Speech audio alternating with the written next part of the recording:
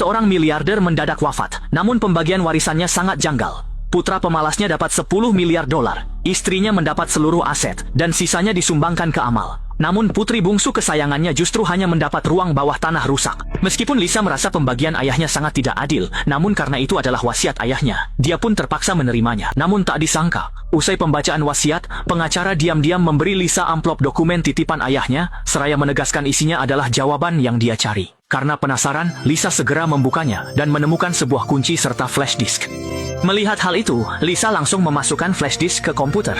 Tak lama kemudian, sebuah video yang telah direkam ayahnya semasa hidup pun muncul di layar. Ayahnya menjelaskan ia mewariskan ruang bawah tanah kepada Lisa karena ada rahasia besar selama 30 tahun di sana. Ia meminta Lisa merahasiakannya dari siapapun. Lisa terdiam dan membatin. Rahasia apa di ruang bawah tanah bobrok itu? Mungkin ada harta karun melimpah di dalamnya? Demi mencari tahu kebenaran di balik semua ini, sore harinya ia diam-diam pergi ke bukit belakang saat tidak ada orang. Sesuai petunjuk ayahnya, ia pun menemukan ruang bawah tanah itu. Saat kain penutup dibuka, sebuah pintu baja terkunci pun terlihat. Berbekal kunci ayahnya, Lisa membuka gembok pintu itu dan langsung membuka pintu bajanya.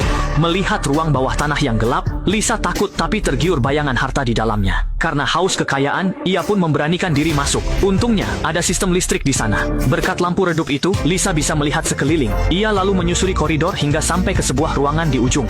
Namun, begitu menyalakan lampu, dia kaget melihat kakek kurus kering dikurung di sana. Inikah rahasia ayahnya? Karena tidak tahu apakah kakek itu masih hidup atau sudah mati, Lisa terpaksa menahan rasa takutnya dan mengulurkan tangan kecilnya untuk mencoba memeriksa. Tak disangka, detik berikutnya,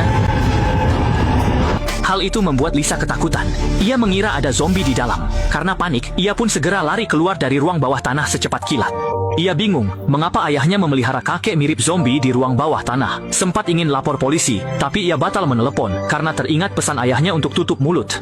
Namun, kakaknya merasa Lisa aneh dan mengira ia tak puas soal warisan, lalu menawarkan separuh bagian miliknya. Lisa pun langsung menolak. Ia yakin ayahnya punya alasan membagi warisan begitu. Untuk mengungkap identitas si kakek, Lisa mengambil pistol ayahnya, lalu kembali masuk ke ruang bawah tanah. Saat itu, si kakek sudah dipindah ke tempat tidur.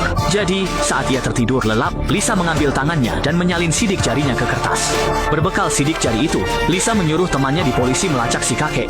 Ia bertopeng agar tak dikenali saat kembali ke bawah tanah. Namun itu sia-sia, karena si kakek sangat mengenalnya, bahkan paham kondisi keluarganya, menyebutkan tanda lahir di punggung Lisa, dan tahu ayahnya telah tiada. Mendengar hal itu, Lisa sangat terkejut dan bertanya siapa sebenarnya pria tua itu, serta mengapa ia dikurung di sana. Namun, pria itu hanya mau menjawab jika Lisa membelikannya makanan dan minuman enak, karena ia sudah sangat lapar. Demi mencari tahu kebenarannya, Lisa pun terpaksa menuruti permintaan itu. Ia segera pergi ke restoran untuk membeli hidangan daging dan ikan, lalu menyajikannya di ruang bawah tanah. Pria tua itu ternyata menepati janjinya. Setelah makan dan minum sampai kenyang, ia perlahan mulai mengungkapkan rahasia besar yang telah tersembunyi selama bertahun-tahun.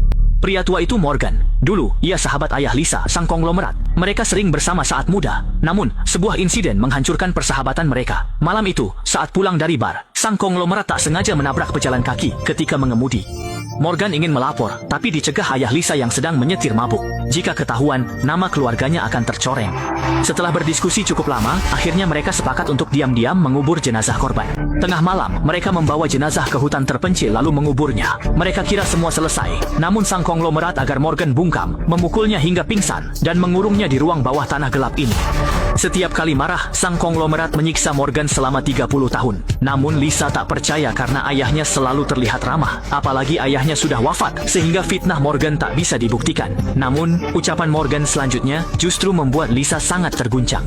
Morgan berkata, Lisa tak dapat warisan karena ayah konglomeratnya sering berselingkuh dan punya simpanan saat muda. Warisan hak Lisa semuanya diberikan sang konglomerat ke simpanannya itu. Mendengar itu, Lisa murka membentak Morgan dan menuduhnya membual. Dia tak percaya ayahnya mengkhianati ibunya. Morgan tak banyak bicara, hanya memberi alamat si selingkuhan dan berkata jika Lisa tak percaya, dia bisa datang langsung membuktikannya. Untuk memulihkan nama ayahnya, Lisa segera pergi ke alamat dari Morgan usai bebas dari Rubana. Benar saja, yang membuka pintu bangsawan seumuran ayahnya. Saat mendengar nama ayah Lisa, dia berpura-pura tak kenal. Namun, Lisa menoleh dan melihat foto anak di meja sangat mirip ayahnya. Saat itu, wanita tersebut akhirnya jujur bahwa anak itu adalah adik tiri seayah Lisa dan membenarkan warisan ratusan miliar untuknya. Lisa sangat terkejut dan terpukul. Ia tak menyangka ayahnya yang sempurna ternyata pria pengkhianat. Setelah sadar Morgan benar, Lisa kembali ke ruang bawah tanah untuk membebaskannya. Ia ingin Morgan mengantarnya ke lokasi penguburan mayat demi membuktikan ucapan Morgan.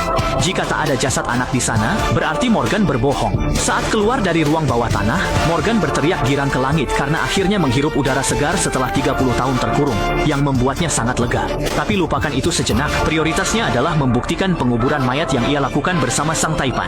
Ingatan Morgan membawa mereka ke lokasi pemakaman lama. Setelah memastikan titiknya, ia menyuruh Lisa menggali, namun sejam kemudian hasilnya tetap nihil. Tepat saat Lisa mengira Morgan sedang mempermainkannya, di detik berikutnya sekop besi itu mengenai sesuatu. Lisa membungkuk dan melihat kerangka terkubur di sana. Ternyata ayahnya benar-benar pembunuh yang menyembunyikan mayat. Ia segera menimbunnya kembali, lalu gegas membawa Morgan ke ruang bawah tanah. Namun saat itu, Morgan justru memohon kepada Lisa agar membiarkannya keluar. Tetapi Lisa menolak keras karena dialah satu-satunya yang tahu rahasia ini. Lisa menegaskan jika rahasia bocor, keluarganya akan hancur, sehingga ia tak akan membiarkan hal itu terjadi. Mendengar itu, Morgan langsung berlutut dan menangis terseduh-seduh sambil bersumpah tidak akan membocorkan rahasia tersebut. Meski sempat merasa iba melihat pemandangan itu, Lisa tetap menutup pintu ruang rahasia demi kepentingan keluarganya. Setelah kembali ke rumah dan mengalami pergulatan batin yang menyakitkan, Lisa akhirnya meminjam $3 juta dari kakaknya, lalu kembali lagi ke ruang bawah tanah.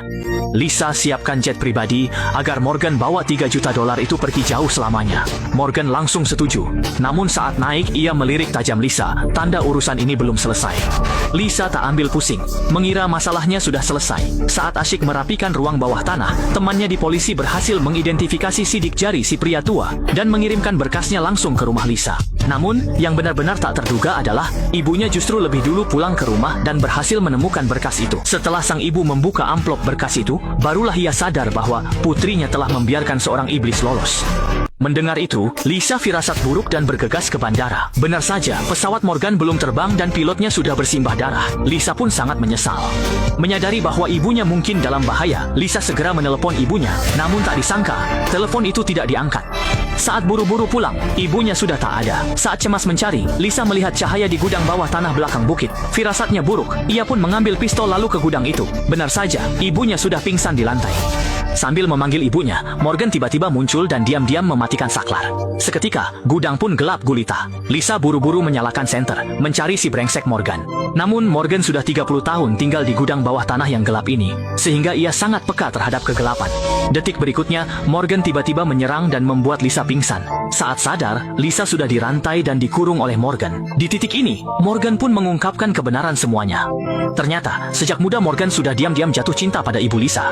Demi mendapatkan tubuh Lisa, ia diam-diam menaruh obat ke minumannya dan berhasil.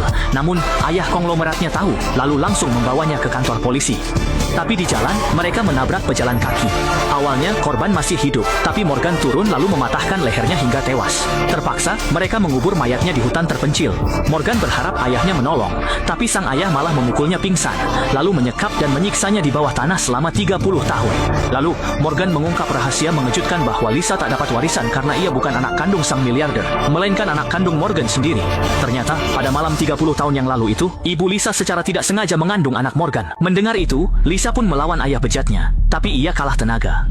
Saat Morgan hendak membunuhnya, ibunya siuman dan menembak mati bajingan itu. Usai beristirahat sejenak, mereka menyiram bensin di Rubanah, lalu membakar seluruh rahasia keji itu. Film pun usai.